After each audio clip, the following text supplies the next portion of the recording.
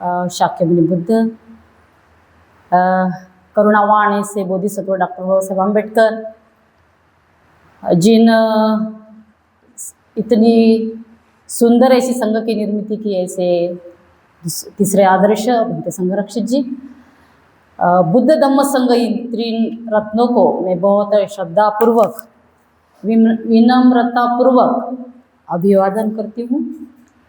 और इस जो शिविर है, इस शिविर का जो नेतृत्व करने वाले आदरणीय धर्माचार्य आदित्य बोधी जी, बहुत ही सुंदर ऐसा सब्जेक्ट उन्होंने दिया है, तनाव मुक्ति का मार्ग। और ये विषय देख के काफ़ी सारे लोगों की बुकिंग हुई है, तो उस प्रकार का हम फील भी कर रहे हैं 2 दिन से। आज का हमारा तीसरा दिन है, तो काफ़ी बहुत शक्ति के साथ और जितना लोगों को तनाव मुक्त होता है करना, उस तरह से वो बहुत प्रयास कर रहे हैं।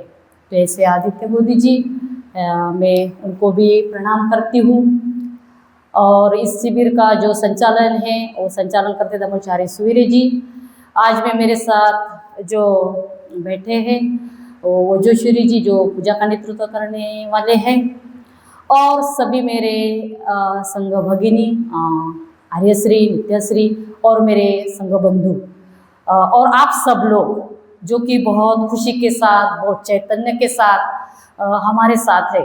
काफ़ी आपसे ही बहुत प्रेरणा मिल रही है कि आप बहुत ग्रहणशीलता के साथ पूरे सेशन को बहुत अच्छे से ले रहे हैं। तो आप सभी धार्मिक लोग, बहुत खुशी हो रही है, तो सभी को मैत्रीपूर्ण जय भीम। और आप लोगों के साथ में होते हुए थोड़ा डर भी लग रहा है, क्योंकि सभी को सब पता है और मेरे मुंह से आपको सुनना है, तो अपेक्षाएं भी थोड़ी बढ़ती है ना। लेकिन कभी कभी वो अपेक्षाएं सही भी होती है, कभी कभी नहीं भी होती है, इसलिए भी तैयार रहना पड़ता है। और जो आज हमारा सब्जेक्ट है वो है धम्म। और आपको पता है धम्म के बारे में आपने कई सारे प्रवचन सुने होंगे, मैंने भी कई सारे प्रवचन सुने हैं, तो और क्या बताएंगे, है ना। तो ये भी थोड़ी सी एक क्यूरियोसिटी होती है। तो हो सकता है जितना मुझे धम्म समझ में आया और जितना मैं वो अंगीकार करने का प्रयास कर रही हूँ, और जितना हो सके उतना मैं बिल्कुल बताने का प्रयास करूँगी, बिल्कुल ही। और कल जो प्रवचन था, पहला पुष्प जो था, वो धर्माचार्य सुवीरे जी ने बहुत अच्छे से उनको पिरोया है। और उनका जो विषय था वो था बुद्ध, और बुद्ध हमारे आदर्श कैसे है ना। बुद्ध तो हमारा आदर्श कैसा हो सकता है, वो काफ़ी उदाहरणों के साथ, उनके अध्ययन के साथ, और काफ़ी बहुत ही जो शब्द थे वो बहुत अंदर से आए हुए उनके शब्द थे, तो वो उनके शब्दों के साथ उन्होंने बहुत अच्छे से आपके साथ में वो साझा किया है। बस उसको ही लेके मैं धम्मों को बताना चाहती हूँ। कुछ मेरे अनुभव, कुछ परिस्थितियाँ, बहुत कुछ धम्म में आता है ना। तो सर्वप्रथम तो ये मैं बताना चाहती, कल जो बुद्ध के बारे में उन्होंने बताया, जो बुद्ध वंदना है, तो वो मैं थोड़ा पढ़ के बताना चाहती हूँ। उसके बाद में मैं मेरा जो अध्ययन है वो आपके सामने बिल्कुल रखूँगी। तो जैसे बुद्धत्व मानव का आदर्श है ना।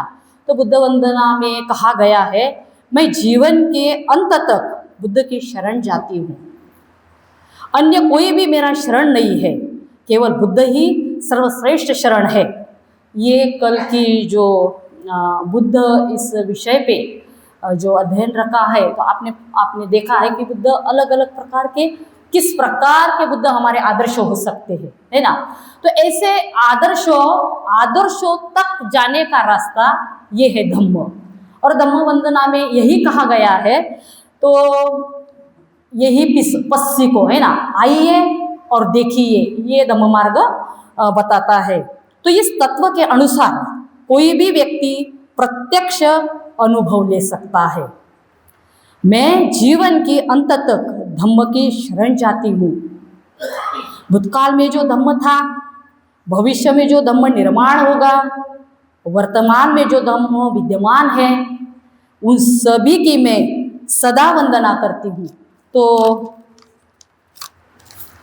सदा वंदना करती हूँ, अन्य कोई भी मेरी शरण नहीं है, केवल धम्म ही सर्वश्रेष्ठ शरण है, इस सत्य वचन से मेरा मंगल हो।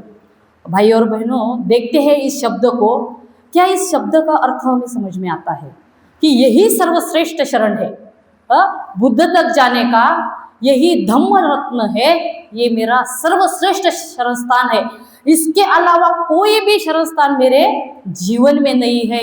इतनी बड़ी जो बुद्ध वंदना और धम्म वंदना है, तो उसका प्रभाव, ये शब्दों का ही प्रभाव हमारे मन में होता है, और कई सारे विधायक भावनाएं, कई सारे सकारात्मक भावनाएं अपने आप धम्म के प्रति निर्माण होता है। और ये धम्म जो है, ये धम्म ये मार्ग है ना, धम्म ये मार्ग बुद्धत्व के ओर जाने का मार्ग है। और हमने जो सुना है कि बुद्धत्व हमारे आदर्श है ना, और हम देखते हैं बुद्धत्व कैसे आदर्श है ना। कई प्रकार के बुद्ध को हम देख सकते हैं। बुद्ध बहुत करुणावान है, महाप्रज्ञावान है, अमर्याद उनकी प्रज्ञा है ना। इस प्रकार के बुद्ध है, और ऐसे बुद्ध हमारे आदर्श है, और वहां तक जाने का मार्ग ये धम्म है, वो सदाचरण का मार्ग है। देखो, आप लोग यहाँ पर आए हो, है ना, कई कई व्हीकल से, कई कई मार्गों से, कई कई प्रकार से आपको ये पता था कि ये जो शिविर है ये नागलोक में है। और नागलोक कहाँ पर है? तो नागलोक कामठी रोड पर है ना। तो आप बराबर उस तरह से, है ना, वो मार्ग से आप यहाँ पर दाखिल हुए, है ना, क्योंकि आपको शिविर में दाखिल होना था और आपको सुनना था कि ये जो तनाव मुक्ति का मार्ग है, रास्ता है, वो कैसा है। तो आप उस प्रकार से आए हैं, इसीलिए बुद्ध हमारे आदर्श है। वो किस प्रकार के आदर्श है और कैसे वहां तक जाना है, ये हमारा प्रयास है, और इसीलिए हमारा जन्म है। हाँ, तो ये वहां तक जाने का जो रास्ता है वो सदाचरण का रास्ता है। धम्म आचरण करने की कई सारी पद्धतियां है, बहुत अलग अलग प्रकार से हम धम्म आचरण कर सकते हैं, है ना। कई हम जो लोग होते हैं, कई स्टोरियां सुनते हैं, है ना। जैसे मैं संघ में जब प्रवेश किया तो मैं बहुत छोटी सी थी, 11 साल की मैं बच्ची थी। और उस टाइम, जिस टाइम संघसेन जी का यानी संघसेन जी पहले धम्मचारी थे संघ के, और उस टाइम दौर चल रहा था, वो पूरे देहातों में जाके शिविर लेते थे, ऐसे गाँव में जाके। तो हमारा भी गांव ऐसा ही है, अमरावती डिस्ट्रिक्ट में तलनी रेलवे करके धामनगांव के पास है। और वहाँ पर एक शिविर लगाया था, और वहाँ पर मैं मेरे मम्मी के साथ गई।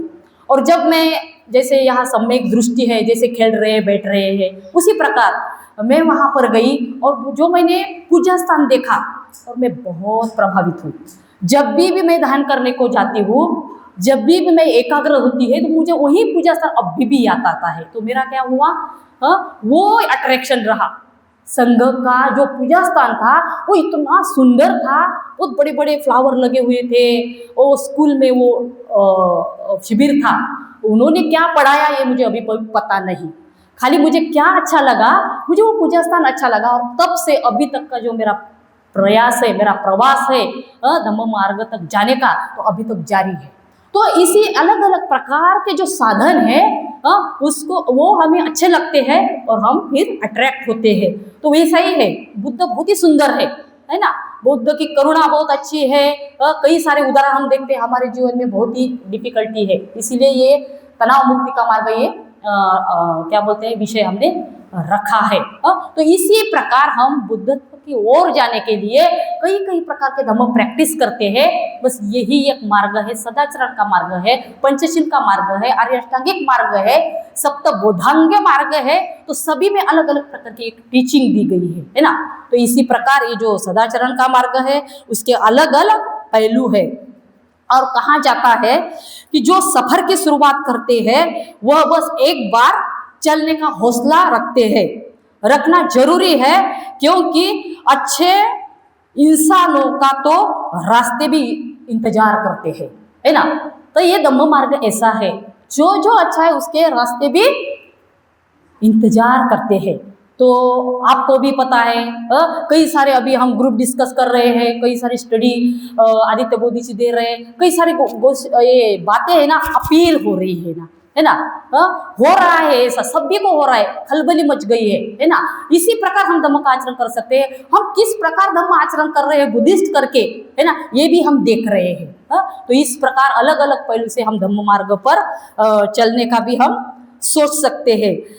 हम लोग बाबा साहब को मानने वाले लोग हैं, लेकिन हम सब तभी कर सकते हैं जो कि बाबा साहब ने जो बताया है वो सही मायने से सम्मान पूर्वक, आदर पूर्वक हम पालन कर रहे हैं, तब जाके लगेगा कि हम बाबा साहब को मानने वाले लोग हैं, यानी धम्म को मानने वाले लोग हैं।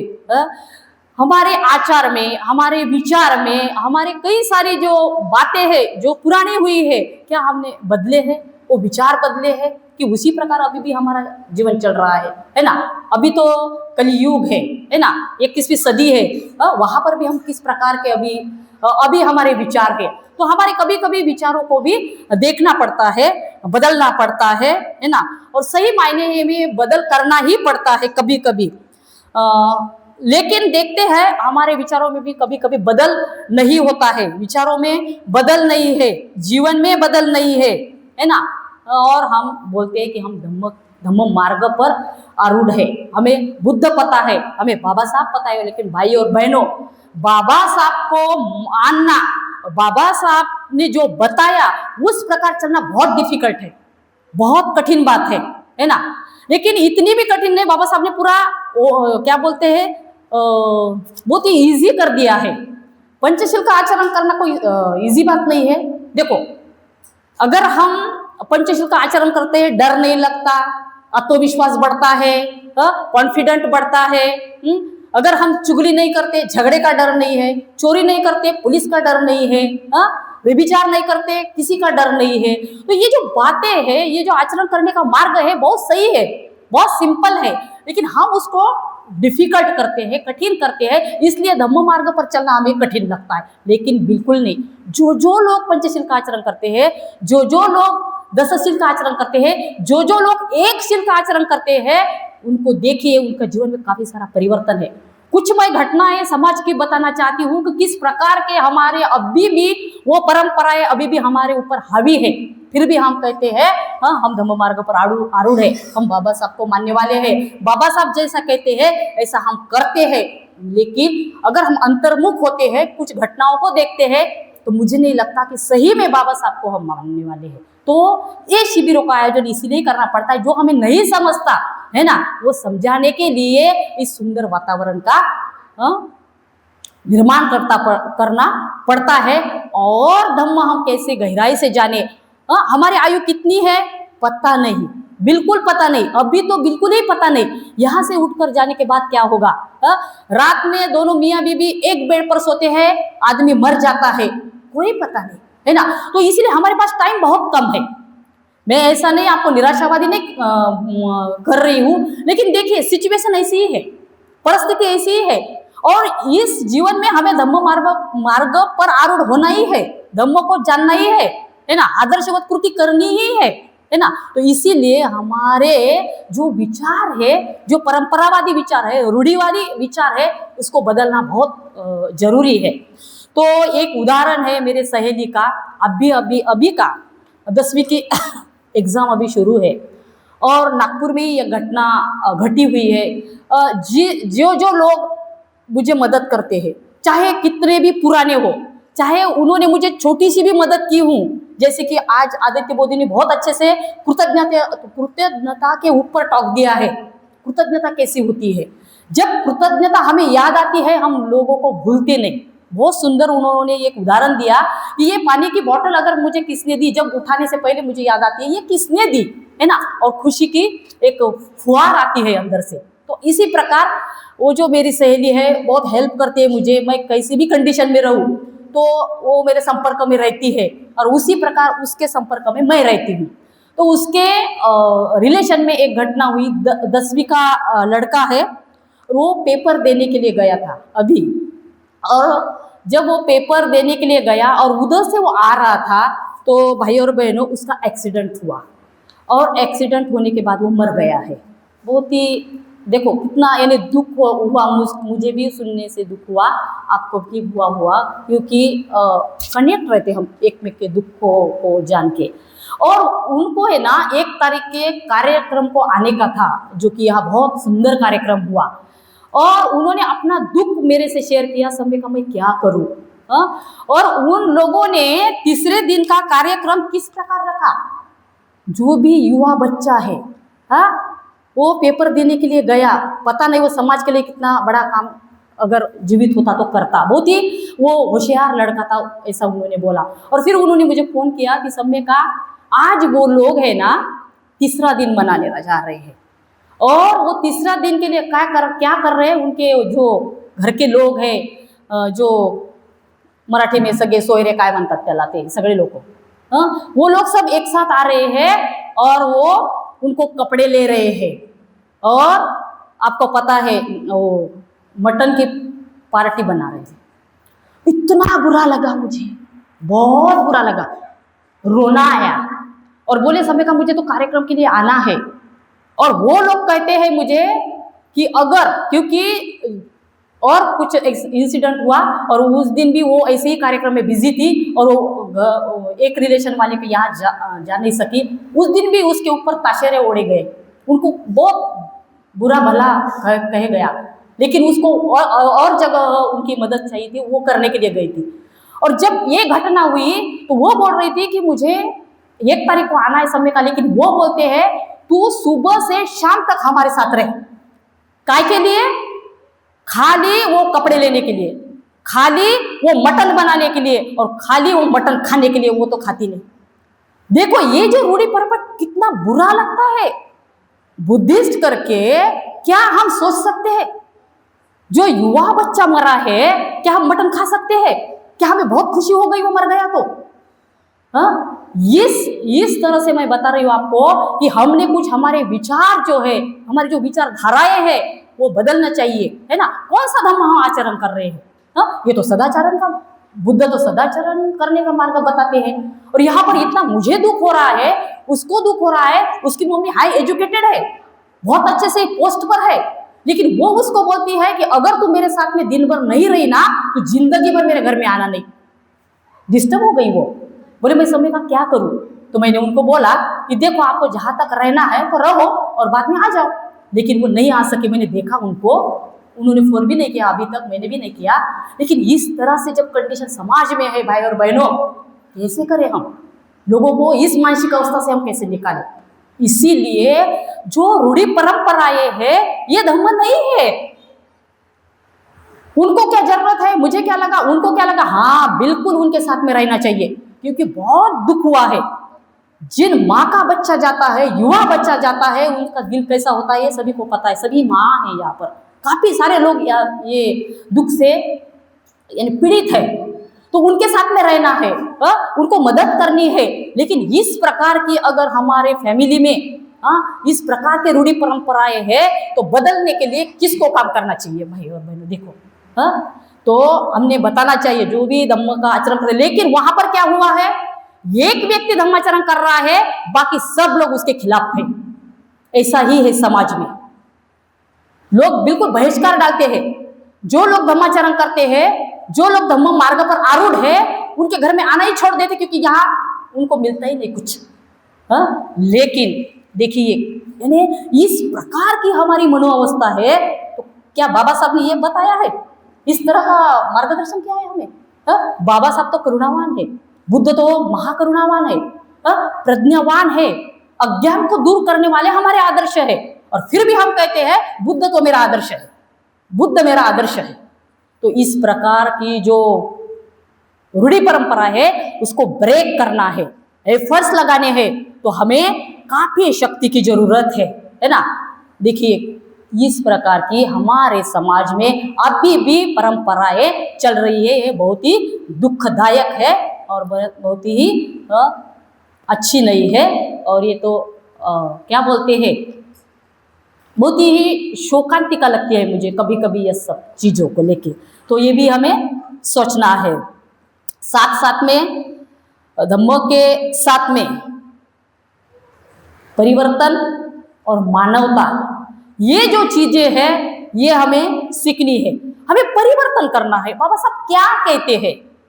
बाबा साहब कहते हैं धम्माचरण करना है, पंचशीलों का आचरण करना है, ध्यान करना है, मैत्री करना है, मदद करनी है, चाहे कोई भी व्यक्ति हो, मदद कीजिए। मुझे सही में मैं जो युवा लोग हैं ना उनसे बहुत प्रेरित होती हूँ। उनको है ना इनडायरेक्टली बुद्धिज्म समझता है, इनडायरेक्टली उनको नाम बुद्धिज्म ये है करके वो बताने की जरूरत नहीं, वो ना कृति से ना बुद्धिज्म फॉलो करते हैं। काफी मेरा भी बड़ा बच्चा है, वो भी अपने दोस्तों के जब दुख बताता है तो मैं मुझे कुछ प्रश्न करती हूँ तो वो बताते हैं जरूरी नहीं है ये बुद्धिज्म करके ही उनके साथ में बात करना चाहिए, बाबा साहब को लेके ही बात करना चाहिए। उनका दुख मेरा दुख जैसे अगर हम समझ लेते हैं तो ये भी एक अच्छा धम्म प्रैक्टिस है। मैं उस दिन अकेली आ रही थी मेट्रो से, काफी मेरे पास सामान था और मैं मन में सोच रही थी कि मुझे किसी की हेल्प चाहिए, मुझे किसी की हेल्प चाहिए। और यहाँ युवा बच्चा आया और मुझे बोलते हैं आंटी जी आपको सही में मुझे मेरी हेल्प की जरूरत है। मुझे अंदर से इतनी खुशी हुई, और कभी कभी यही होता है हमारे साथ में, यही होता है और मुझे बहुत अच्छा लगा। मैं बोली इसको कैसे पता, मुझे जरूरत है करके। लेकिन मैं देखती हूँ युवाओं में ये समझ है, बिल्कुल वो समझ है। तो कभी कभी मुझे ना बहुत अच्छा लगता है कि हमारे जो बच्चे हैं ना इस प्रकार के काम करते हैं।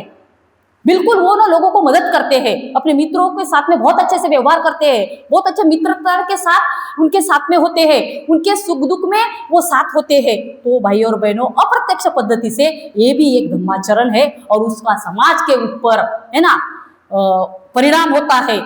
ये भी एक परिवर्तन के साथ हम देखते हैं, ये भी मानवता के साथ हम धम्म को लोगों के साथ में कैसा साझा कर रहे हैं, कैसे इनके सुख दुख में हम रह रहे हैं, शामिल हो रहे हैं। तो भाई और बहनी ये भी एक मार्ग है धम्म पथ पर चलने का, सदाचरण करने का।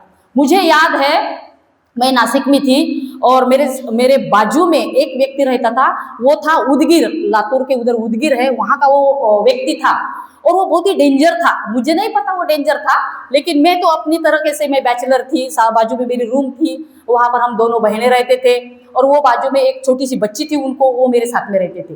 बाद में पता चला कि उसकी पहली जो बीवी है ना उसको उन्होंने मार दिया है, जला दिया है। लेकिन मेरे साथ में इतने अच्छे संबंध थे उनके, बहुत ही अच्छे संबंध थे। वो किसी के घर में खाते नहीं थे, पीते नहीं थे, पानी नहीं पीते थे, लेकिन मेरे घर में आते थे, बैठते थे और मेरा बहुत ही वो संरक्षण करते थे। क्योंकि जैसे मैंने आपको बताया मैं बचपन से बुद्धिज्म फॉलो करती हूँ, बहुत छोटी थी, बहुत छोटी थी तभी संघ के संपर्क में आई हूँ। मुझे काफी अच्छा लगता है। विवेक रत्न जी है, मैत्रीनाथ जी है, आदित्य बोधी जी है, लोकमित्र जी, जितने भी ये लोग हैं ना उन्होंने बहुत समर्पण किया है, बहुत बहुत त्याग किया है इन लोगों ने, और मुझे वो पता है।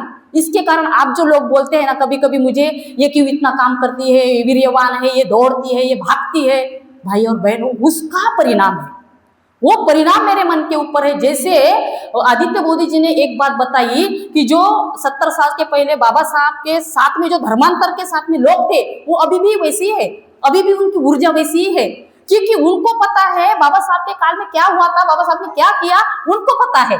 अभी वो तो मुझे पता नहीं, उस टाइम तो मेरा जन्म नहीं हुआ, लेकिन इन लोगों को मैं देखती हूँ, इनका त्याग देखती हूँ, उनका समर्पण देखती हूँ। अभी भी देखो सुबह से शाम तक हमारे पास में रहते हैं, इतनी भी सिकन नहीं है उनके चेहरे पे, ताजा दिखते। ये सही मायने में धम्म प्रैक्टिस है, ये सही मायने में सदाचरण है, और सही मायने में उनको अभी भी लगता है कि इतनी उम्र बची है, चाहे लोगों को कितना कुछ हम दे, हमारे पास जितना है उतना दे। तो ऐसे हम जब अच्छे लोगों के संपर्क में जाते हैं, बुद्ध बोधिसत्व के संपर्क में जाते हैं, तो इस प्रकार का बदलाव, इस प्रकार का परिवर्तन हमारे जीवन में आता है। तो ये धम्म प्रैक्टिस है, ये धम्म मार्ग है। तो इस प्रकार का अगर हम आचरण करते तो भाई और बहनों मुझे लगता है हमारे जीवन में भी सुख शांति जो भी कुछ हमें चाहिए वो मिलने वाला है। तो ऐसे ही एक बाबा साहब की एक माझी आत्मकथा, ये मराठी में किताब है, और वहाँ पर बहुत सारे बाबा साहब के जो अनुभव है वो है ना वहाँ पर लिखे हुए हैं, और उनके साथ में जो वामन गोडबोले जी वे उस सब का वो रेफरेंस वहाँ पर आया है। तो बाबा साहब की वो स्टोरी है वो मैं बताना चाहती हूँ। शाम होटल पर शाम का टाइम है, और बाबा साहब आपको सभी को पता है शाम होटल पर रुके हुए थे जब धर्मांतर का जो वो प्रसंग था उस टाइम। और उनको ना वो होटल पर जाने के बाद, रुकने के बाद बाबा साहब को लगा कि मैंने है ना एक ध्वनि मुद्रण सुनना चाहिए, और उन्होंने वो इच्छा है ना वामन गोडबोले को बताई कि मुझे आज लग रहा है कि मैंने वो ध्वनि मुद्रण सुनना चाहिए। और वो अपने रूम में बहुत ही शांति के साथ, शांत चित्त के साथ वो अपने रूम में बैठ के अपनी आंखें बंद करके बाबा साहब बैठते हैं, और जो भी ध्वनि मुद्रण है वो सुनते हैं बहुत शांति के साथ, बहुत गंभीरता के साथ। और बाजू में ये जो वामन गोडबोले हैं वो बैठे हुए होते हैं, और वहाँ पर बाबा साहब के चेहरे पर एक बहुत ही अलग प्रकार का आनंद दिखता है। बाबा साहब बहुत खुश नजर आते हैं, अंदर से वो जो खुशी है बाबा साहब की वो झलकती है, और बहुत ही प्रसन्न मुद्रा के साथ बाबा साहब वहाँ पर रहते हैं।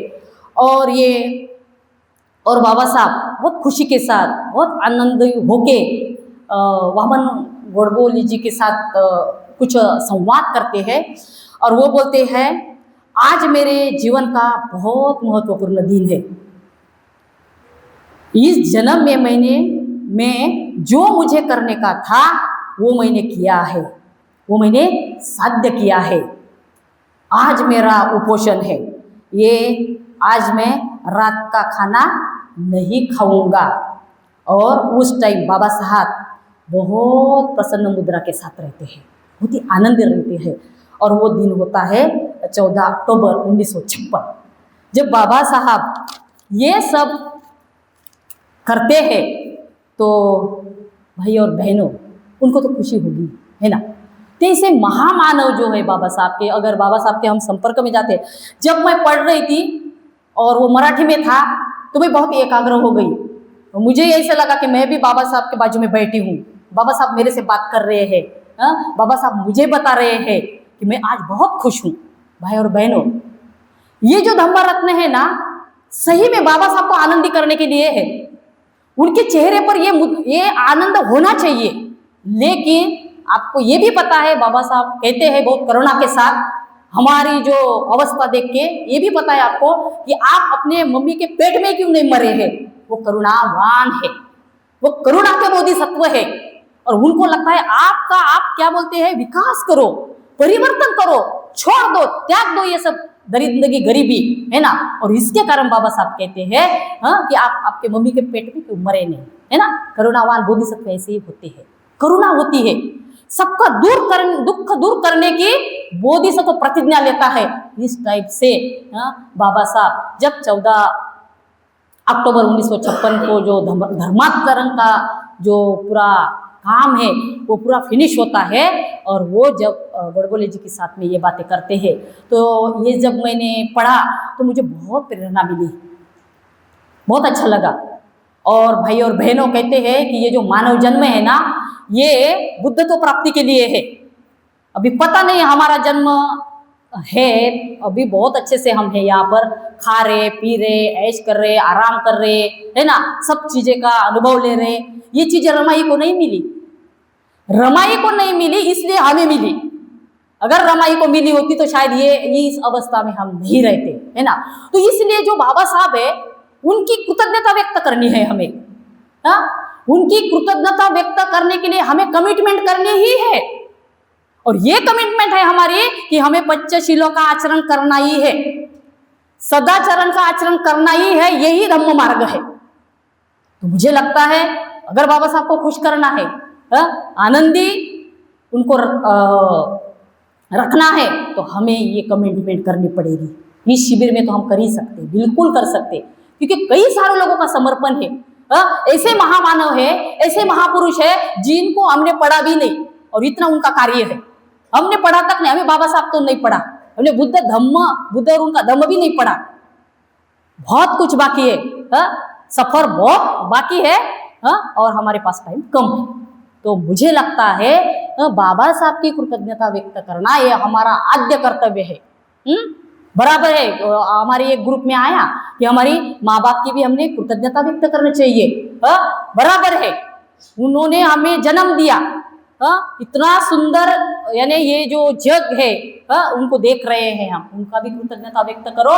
और जिन्होंने हमें मार्ग दिया उनकी भी कृतज्ञता हमें व्यक्त करनी ही है। भाई और बहनों, आज ही संकल्प करो, और संकल्प ऐसा दृढ़ संकल्प करो कि कुछ भी हो मेरे जीवन में, मैं 2 लोगों को धम्म तो बताऊंगा ही बताऊंगा।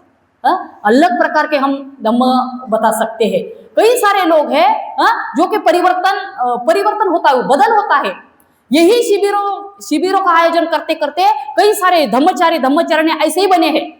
अगर इन लोगों ने आयोजन नहीं किया होता, शायद इन्होंने समर्पण नहीं किया होता, उन्होंने कुछ भी नहीं किया, तो अपने घर में बड़ी बड़ी नौकरियों के साथ रहते, तो शायद हमारे जैसे लोगों में और यहाँ पर बैठ के आपको धम्म बताना नामुमकिन था, बिल्कुल ही मुमकिन नहीं था। इसीलिए सभी का कृतज्ञता व्यक्त करना हमारा कर्तव्य है, और वो सदाचरण की प्रतिज्ञाबद्धता होना, कमिटमेंट करना बिल्कुल हमारा कर्तव्य। वही सच्चा एक धम्म मार्ग है और उसके ऊपर हमें चलना है ना।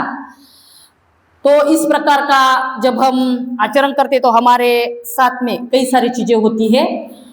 एक मेरी सहेली है, वो मेरी सहेली भी है, वो मेरी भांजी भी है, ये वो शिक्षिका है और वो बहुत अच्छी लड़की है, धम्ममित्र है। उन्होंने भी मुझे ना बहुत हेल्प की है। तो जो लोग मुझे हेल्प करते हैं ना, तो मैं उनको महीने में 4 महीने में मैं जब भी उनकी याद आती है तो उनको फोन करती हूँ और उनको पूछती हूँ आप कैसे हो। तो देखती हूँ बहुत ही डिफिकल्टी में होते वो लोग, तो वो उनकी है ना ट्रांसफर हो गई है, वो शिक्षिका है। और उस दिन उनके साथ मैंने संपर्क किया तो मुझे बहुत ही बुरा लगा, बहुत ही टेंशन आया, जैसे का तनाव है ना, तनाव मुक्ति का मार्ग, तो तनाव आया मुझे। जब उनके साथ में बात की तो वो बोले समय का मेरी ट्रांसफर हो गई, और वहां पर एक शिक्षिका है, शिक्षिका ही है, महिला ही महिला के ऊपर कभी कभी बहुत अन्याय अत्याचार करती है। तो वो बोली, वो भी एक शिक्षिका, प्रभारी शिक्षिका है और प्रभार है उसके ऊपर, और वो मुझे इतना टॉर्चर करती है कि मुझे, यानी उसको बीपी हो गई, वो एक दिन स्कूल में गिर गई और वही उसको छोड़ के वो चली गई, वो औरत उसको वैसे ही छोड़ दिया स्कूल में। और बाकी की जो एक टीचर थी उन्होंने उसको उठाया, काफी लोगों को फोन किया, फिर उसको हॉस्पिटल लेकर गए, उनके पास 4 व्हीलर है। लेकिन जब ये सुना ना मुझे बहुत बुरा लगा, और बोले हमारे एक शिक्षक है, उनके और उनके अच्छे संबंध है, लेकिन उनके अच्छे संबंध होने के बावजूद वो मुझे हेल्प नहीं करते। देखिए ये इस प्रकार का जब हम वातावरण देखते हैं, वो बोलती है अगर समय का मुझे ऐसा लग रहा है कि मैंने अभी वो रिटायरमेंट लेना चाहिए। बहुत युवा है वो, छोटे छोटे बच्चे है, 10वीं में एक लड़की है, पास हुए यहाँ पर है वो, और एक छोटा बच्चा है। तो इस प्रकार का अन्याय अत्याचार हमारे ऊपर होता है। बहुत अच्छी लड़की है वो, बहुत प्रामाणिक है, लेकिन वो इतनी फ्रस्ट्रेशन में आई है, वो बीमार हुई है, किसी ने उसके ऊपर बहुत, वो स्कूल में जाने के बाद अलग अलग प्रकार के आरोप लगाती है। और मैं बोली आप तो बहुत अच्छी है, गांव के लोग तो आप मदद करते हैं। हाँ, गांव के लोग मुझे मदद करते हैं बोले, लेकिन वो भी उसको पसंद नहीं है। तो ये जो सुनती हूँ तो भाई और बहनों, आचरण करना कितना महत्वपूर्ण है। आरोप नहीं होते, हमें ये भी नहीं समझ, ठीक है पंचशील छोड़ दो, एक मानवता, सदहृदयता ये तो रखनी चाहिए ना, एक मानव करके। तो ये भी चीजें नहीं होती है। इसीलिए हमें उसको मैंने बहुत समझाया, देखो अनीता ऐसा मत कीजिए, आप बहुत अच्छी है, उसको मैंने बहुत अच्छे से फीडबैक दिए। तो मैं बोली देखो कैसा होता है, और उसको फेस कीजिए। तो इस प्रकार का थोड़ा बात करते ही मैंने उसको समझाया। लेकिन ये सब चीजें समाज में हो रही है और हमारे ही समाज के लोग कभी कभी हमारे साथ नहीं होते। तो भाई और बहनों, बुद्धिज्म का आचरण करना, धम्म का आचरण करना, नीति तत्वों का आचरण करना, सदाचरण का आचरण करना कितना म्हणजे जरूरी है। हो सकता है अगर यहाँ पर इतने ही शिविर में लोग हैं, सभी को समझा तनाव मुक्ति का, यहाँ पर तो बैठने के लिए जगह ही नहीं होती। 4 महीने से हमें पॉम्पलेट निकालना पड़ता है, एक को 4 बार फोन करना पड़ता है, आ रहे क्या, आ रहे क्या। और उस दिन मेरी मानसिकता खराब हो गई, मैं भी फ्रस्ट्रेशन में आ गई। कई सारे लोग, मैंने यहाँ पर सबका आपका ये होने के बाद में लोगों को फोन किया, फिर दो दो लोग जोड़ी से बोल रहे नहीं समय का हम नहीं आ रहे, नहीं समय का ऐसा हो गया, नहीं हमने। फिर मैंने उनको बहुत शांति से उत्तर दिया, भाई और बहनों देखो आप नहीं आ रहे हैं, बराबर है, ठीक है, लेकिन ऐसा एक आधा व्यक्ति है जिसको बहुत जरूरी है, और आप यहाँ पर हमारे 130 लोग हो गए हैं, तो हम उनको नहीं बोल रहे हैं और उसको बहुत जरूरी है। तो ये जागृति का आचरण करना कितना जरूरी है। आप तो नहीं आ रहे लेकिन दूसरों को भी वंचित कर रहे हैं। तो ये जो छोटी छोटी चीजें है ना, हमारे जीवन पर बहुत प्रभाव करती है। तो ये भी चीजों का आचरण करना, ये भी प्रैक्टिस है, ये भी सदाचरण का ही प्रैक्टिस है, ये भी धम्म की प्रैक्टिस है। हमें समझता नहीं बड़े बड़े काम ही हमारे से होंगे, ऐसा नहीं है।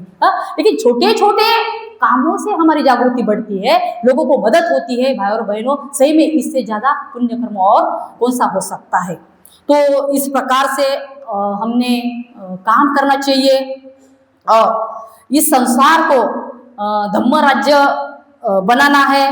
तो हमें अपनी चित्त की जो साधना है वो बहुत अच्छे से करनी पड़ेगी।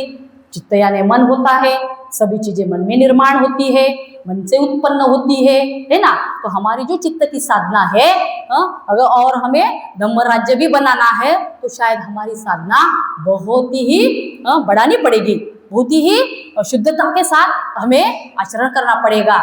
ये हमारी खुद की सबकी, मैं आपको यानी मैं छोड़ के नहीं, मैं वहां पर हूँ, मैं पहले वहां पर हूँ, है ना। तो इस प्रकार का कारण, इसीलिए कभी कभी मुझे बहुत प्रेरणा मिलती है ये काम करने के लिए। मैं बहुत पुण्य अनुमोदन करती हूँ यहाँ पर लोकमित्र जी का, इतनी सुंदर भूमि यहाँ पर निर्माण की है। आपको पता नहीं, यहाँ पर लोग आते हैं ना, इतने खुश होते हैं, चाहे उनके साथ बात करो या ना करो, यो वहां पर आते बोलते कितना सुंदर लगता है। यहाँ पर खाली बुद्ध को देख के प्रसन्न हो जाते हैं, ये वाइब्रेट है, यहाँ पर बुद्ध है ना। यहाँ पर शुद्ध चित्त से लोग आते हैं और वो परिणाम है, इस परिसर के ऊपर सभी का परिणाम होता है। वो परिणाम के वलय में वो लोग आते हैं और फिर वो फील करते हैं यहाँ बहुत अच्छा लगता है, बहुत तनाव मुक्त लगता है। उस दिन एक युवा लड़की मेरे से बात कर रही थी, समय कहा बहुत अच्छा लगता है यहाँ पर, और भी कुछ बातें की और बोली कि मुझे सही में, मैंने आपका 2-3 बार टॉक सुना और बिल्कुल आना चाहिए, ऐसा लगता है। तो मुझे लगता है भाई और बहनों, युवा लोगों को भी ऐसा लगना चाहिए कि यहाँ पर हमें आना है, तो हमें ऐसा वातावरण निर्माण करना पड़ेगा, उनको ऐसा कुछ तो भी देना पड़ेगा जिसको उनको लगे कि यहाँ पर आना चाहिए, बुद्ध भूमि में आना चाहिए। और बुद्ध भूमि निर्माण करने के लिए उनके हाथ भी लगने चाहिए, ये हमारी सबकी जिम्मेदारी है। इसीलिए हमें धम्म मार्ग पर आरूढ़ होना, धम्म रत्न को समझना बहुत जरूरी है और इसके लिए हमें ग्रहणशील होना पड़ेगा। ऐसा ही होता है, कभी कभी हमारे से भी ये नहीं होता। ये सब चीजें हमें करनी पड़ेगी बहुत गंभीरता के साथ, बहुत ग्रहणशीलता के साथ, बहुत सहनशीलता के साथ। बहुत अच्छे लोग हैं, सही में मैं आपको बताती, बहुत अच्छे लोग हैं। हमारी दृष्टि चेंज होनी चाहिए, है ना। सभी में हम ना कुछ अच्छे ही ढूंढते हैं। तो देखो हमें कैसा लगता है, हमें बहुत खुशी होती है जब किसी की अच्छाई हम बताते हैं ना, अपने हृदय की जो क्या वाइब्रेट है ना, वो देखो कैसा लगता है। जब हमारे साथ अनबन होती है तब भी देखो, और जब हम किसी की प्रशंसा करते हैं, किसी की कृतज्ञता व्यक्त करते हैं, किसी को अच्छा बोलते हैं, तो खुद को देखिए, थोड़ा आत्मचिंतन करिए कैसा लगता है, बहुत अच्छा लगता है। और धम्म यही है, धम्म बहुत अच्छा है, खाली थोड़ा प्रैक्टिस करने के लिए कठिन जाता है क्योंकि वातावरण इतना अच्छा नहीं है। जैसे मैंने अनीता का उदाहरण बताया, वो बहुत अच्छी लड़की है, बहुत ही करुणावान लड़की, लेकिन उस वातावरण उसको नहीं मिल रहा, इसलिए वो बीमार हो गई है। तो ऐसा वातावरण करना, ऐसा प्रैक्टिस करना हर एक जीव सत्वों का कर्तव्य है। धम्म का आचरण करना, सदाचरण का आचरण करना। तो और एक 2-3 छोटी सी मैं बातें करके मैं यहाँ से विदा लेना चाहूंगी। एक सुंदर लड़की होती है, बहुत सुंदर लड़कियां हैं हमारे पास, और हमारे जो लड़के हैं, हमारे जो लड़कियां है बहुत ही सुंदर है। सही में मुझे देख के ना इतनी खुशी होती है कि जो हमारी परंपरा है राजे रजवाड़े वैसे हमारे बच्चे हैं, बहुत ऊंचे तगड़े स्मार्ट। क्योंकि अभी हमको सब मिल रहा है, प्रोटीन मिल रहा है, न्यूट्रिशन मिल रहा है, कैल्शियम मिल रहा है। हमें नहीं मिल रहा था, हम तो वैसे ऐसे सूखे बोमबिल के जैसे है ना, कुछ नहीं मिलता था, ना दूध मिलता था ना कुछ भी मिलता था। लेकिन बाबा साहब की कृतज्ञता व्यक्त करिए भाई और बहनों कि हमारे बच्चों को सब मिल रहा है और उसके कारण वो बहुत सुंदर लग रहे हैं, अभी बिल्कुल सशक्त है, बहुत ही मस्त वीर्यवान है। और ऐसे वीर्यवान लोगों को अगर धम्म मिल जाए तो हमारा धम्म भी बहुत पावरफुल होगा। बिल्कुल तेजी से हमारी धम्म क्रांति है ना और बढ़ेगी, बाबा साहब को जैसा लगता है वैसा। तो ये एक लड़की रहती है सुंदर, और कभी कभी लड़कियां सुनते हैं कभी कभी नहीं सुनती है। तो वैसे ही वो अभी घर में बहू थी और वो आ गई घर में, तो उसकी सास बोलते हैं कि बेटा तुझे है ना पूरन पोली बनानी है। तो बोलते हाँ मुझे आती है पूरन पोली बनाना। तो ठीक है, आती है तुझे पूरन पोली बनाना? हाँ बोलते आती है। तो ठीक है, फिर क्या क्या करना पड़ता है? फिर वो बोलती है यहाँ वो कंटेंट्स जो भी लगते हैं पूरन पोली बनाने के लिए। तो बोलते हैं 1 किलो वो क्या चने की दाल ले, हाँ वो भी मुझे पता है, और 1 किलो गुड़ ले, शक्कर ले, जो भी है हाँ वो भी मुझे पता है। ये वेलची ले, जायफल ले, जो भी कुछ चीज़ें लगती है वो भी ले। बोलते हाँ वो भी मुझे पता है। और फिर क्या बोलती वो सास? 1 किलो नमक ले। तो वो क्या बोलती है? ये भी मुझे पता है। भाइयों और बहनों, है ना, कुछ भी पता नहीं है, खाली बोलती है मुझे पता है। जब वो बोलती है कि 1 किलो नमक भी ले, वो बोलती है ये भी मुझे पता है। तो ऐसे ही कभी कभी हमारी हालत हो रही है ना। जब हम धम्म शिविर को आते हैं तो बोलते ये भी मुझे पता है, धम्म भी मुझे पता है, प्रैक्टिस भी मुझे पता है, मुझे आनापानसति भी पता है, मेत्ता भावना भी पता है, प्रैक्टिस कैसी करनी है बिल्कुल भी पता नहीं है। इसी प्रकार का हमारा जीवन चल रहा है। तो भाई और बहनों, हमने ग्रहणशील होना चाहिए, बहुत जरूरी है, बहुत ही जरूरी है। कभी कभी है सही में बहुत खुश रहती हूँ, मैं आनंदी रहती हूँ, और मुझे लगता है ये जो दुख है ना सभी को होना चाहिए। जब तक दुख नहीं होता तब तक बिल्कुल आपकी श्रद्धा होती ही नहीं बुद्ध धम्म के प्रति। जब हमारा ऊपरी तौर पर जीवन होता है ना बहुत अच्छा लगता है, जब सही मायने में आपको दुख होता है तब आपकी पूरी श्रद्धा से पूरी ओत आप भर जाते हैं। चाहे आपके जीवन में कितने भी कठिन प्रसंग आए, कितनी भी कठिन समस्या हो, आप बिल्कुल भी हिलते नहीं और डुलते नहीं, पूरे श्रद्धा से भरे हुए होते हैं। तो इस प्रकार का कभी कभी हमने ग्रहणशील होना बहुत जरूरी है ना। हम आया आते हैं, ध्यान करते हैं, कभी कभी हम डांडी मारते हैं, भाग जाते हैं इधर उधर, है ना, क्योंकि हमें पता है कि भाई और बहनों इस चीज को बहुत जागृति पूर्वक हमें लेनी है ना। हम बहुत यानी कीमती समय हमने निकाला है, किसी को समय नहीं है। आदित्य बोधी जी देखिए, वो पूरे बिजी रहते हैं, उनके संपर्क में आना भी हमारा पुण्य कर्म है। हमने बाबा साहब को देखा है क्या? नहीं देखा। बुद्ध को हमने नहीं देखा। मैंने तो बंते जी को शायद देखा, ऐसा लगता है मुझे, उद्घाटन के समय 92 में, लेकिन इतना याद नहीं आता, लेकिन वो याद आता है। ऐसे लोगों को हमने नहीं देखा, लेकिन उनको विरासत जो आके लेकर जा रहे हैं उनको हमने देखा है, वो हमारे साथ में है, वो उनका कार्य हमें पता है। तो भाई और बहनों, हमने बहुत ही सद्हृदयता के साथ, धम्म के साथ बिल्कुल प्रामाणिकता से रहना है। ये धम्म रत्न हमें बहुत प्रामाणिकता से लेना है। दो क्या बोलते मजले हमारे चढ़ेंगे या नहीं चढ़ेंगे, छोड़ दो वो बात, लेकिन हमारा ये जो है ना, ये मजला खाली करो और वहां पर बहुत अच्छे से सृजनात्मक कुछ चीजें डालने की हम कोशिश करते हैं जब हम धम्म के संपर्क में आते हैं, है ना। तो इस प्रकार का जब आप आचरण करते हैं, ग्रहणशील होते हैं, तो हमारे जीवन में भी कई सारे अलग अलग प्रकार के बदलाव आते हैं। और हम लास्ट में एक बात है जो विशाखा की है ना। और विशाखा बहुत 7 साल की थी, वो भी बहुत ही अमीर घर की लड़की थी। और 7 साल जब होने के बाद उनके घर में उन्होंने बुद्ध का प्रवचन सुना था। और बुद्ध का प्रवचन सुनने के बाद वो अभी तक, यानी उन्होंने बुद्ध से मिलने के बाद उन्होंने प्रण लिया कि जब तक मैं जीवित हूं तब तक मैं बुद्ध के संग को मैं दान करूंगी। और पूरे शक्ति के साथ वो उनके साथ में रही है। ऐसे ऐतिहासिक जो उदाहरण है वो भी हमें प्रेरणा देते हैं। क्यों रही? बुद्ध का परिणाम, बुद्ध के जीवन का परिणाम। और वो बुद्ध थे, बस वो उपाधि एक अलग था कि जिसका नाम अलग प्रकार से इतिहास में आया है, उन्होंने नहीं पहचाना। तो इस प्रकार की हमारी जो दृष्टि है, तो मुझे लगता है हमारी दृष्टि समय की दृष्टि होनी चाहिए। धम्म के प्रति हमने बहुत आत्मीयता के साथ, बहुत कृतज्ञता के साथ, बहुत ग्रहणशीलता के साथ, बहुत सहनशीलता के साथ, भाई और बहनों, धम्म प्रैक्टिस करना इतना सिंपल नहीं है। बहुत कुछ झेलना पड़ता है, बहुत कुछ सहन करना पड़ता है, बहुत कुछ आलोचना होती है, बहुत कुछ निंदा होती है।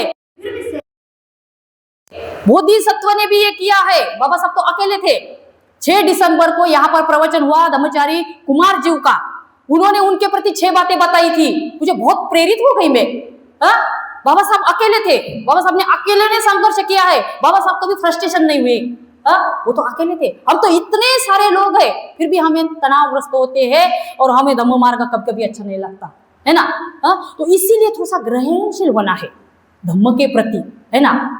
अगर हमारे जीवन में सुख आया, भाई और बहनों, बहुत सारे लोगों के जीवन में हम प्रकाश डाल सकते हैं। और ये जो धम्म रत्न है, तो इस प्रकार का उसका अगर हम क्या बोलते हैं, रत्न है। रत्न सभी को नहीं मिलते, है ना। वो रत्न की भी एक बहुत अच्छी कहानी है, वो नहीं बताऊंगी मैं। लेकिन ये जो रत्न है ना, ये हृदय में उसको विराजमान कीजिए।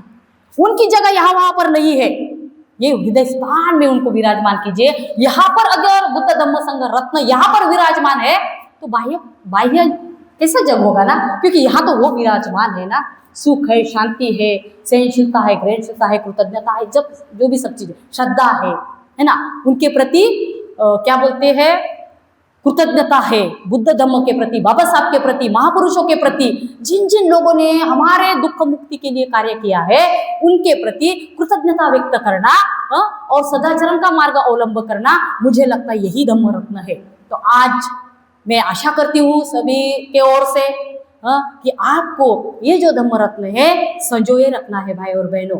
और हमारे जीवन में सुख लाना है, शांति लाना है, समाधान लाना है। बाह्य जगत में बहुत अंधकार है, लेकिन अगर हमारे पास रत्न है तो हम प्रकाशमान हो सकते हैं और दूसरों को भी प्रकाशमान करने के लिए हमारी मदद हो सकती है। तो आप लोगों ने मुझे बहुत शांति के साथ सुना है, तो मैं सभी का आभार व्यक्त करती हूँ। और यहीं पर मेरा वाला जो अध्ययन था, जो मेरे अनुभव के साथ मैंने आपके साथ में साझा किया, आपने बहुत अच्छे से शांति से के साथ सुना, मुझे बहुत अच्छे से प्रतिसाद किया।